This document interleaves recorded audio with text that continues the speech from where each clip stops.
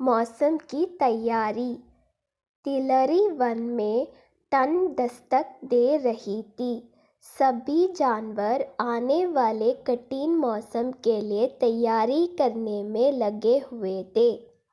एक पेड़ पर रहने वाली चिड़िया भी उनमें से एक थी।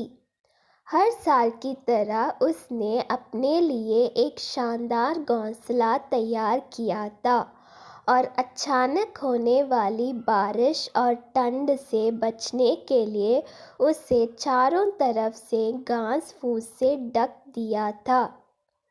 सब कुछ ठीक चल रहा था कि एक दिन अचानक ही बिजली कड़कने लगी और देखते देखते घनघोर वर्षा होने लगी। बारिश से ठंड भी बढ़ गई और सभी जानवर अपने अपने घरों की तरफ भागने लगे।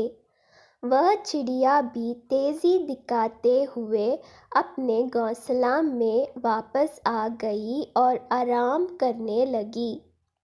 उसे आए अभी कुछ ही वक्त बीता था कि एक बंदर खुद को बचाने के लिए पेड़ के नीचे आ पहुंचा।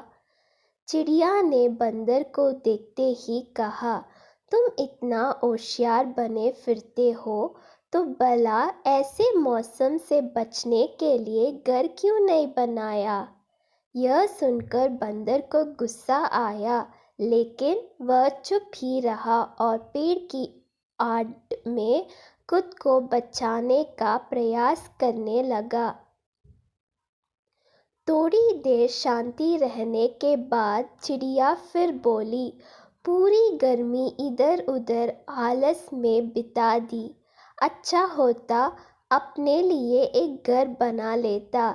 यह सुन बंदर ने गुस्से से कहा, तुम अपने से मतलब रखो, मेरी चिंता छोड़ दो। थोड़ी ही देर में हवाएं भी तेज चलने लगी और अब बारिश रुकने का नाम नहीं ले रही थी।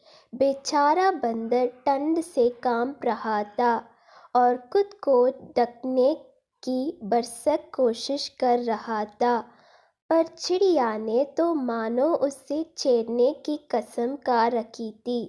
वह फिर बोली, काश कि तुमने थोड़ी अक्ल दिखाई होती तो आज यह हालत नहीं होती। कम से कम अब घर बनाना सीख लेना। इतना सुनते ही बंदर गुस्से से तुरंत ही पेड़ पर चढ़ने लगा और बोला, भले मैं घर बनाना नहीं जानता, लेकिन मुझे तोड़ना अच्छे से आता है। और यह कहते हुए उसने चिड़िया का घोंसला तहस नहस कर दिया। अब चिड़िया भी बंदर की तरह बेघर हो चुकी थी और ठंड से कांप रही थी।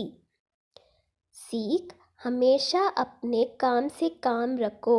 यदि आप मदद नहीं कर सकते हैं तो उसे बेकार के उपदेश ना दें। बात तो सही है।